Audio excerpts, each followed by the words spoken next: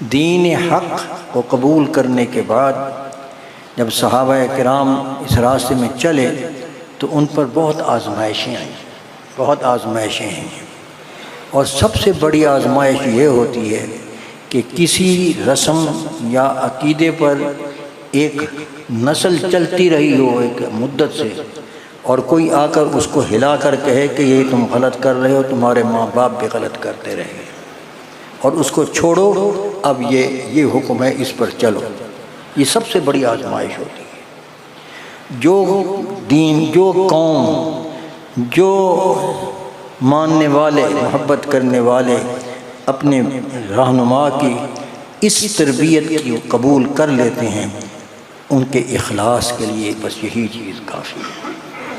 یہاں یہی نکتہ ہمارے رب نے ہمیں سمجھانے کی کے لیے یہ تحویل قبلہ کا ذکر فرمایا۔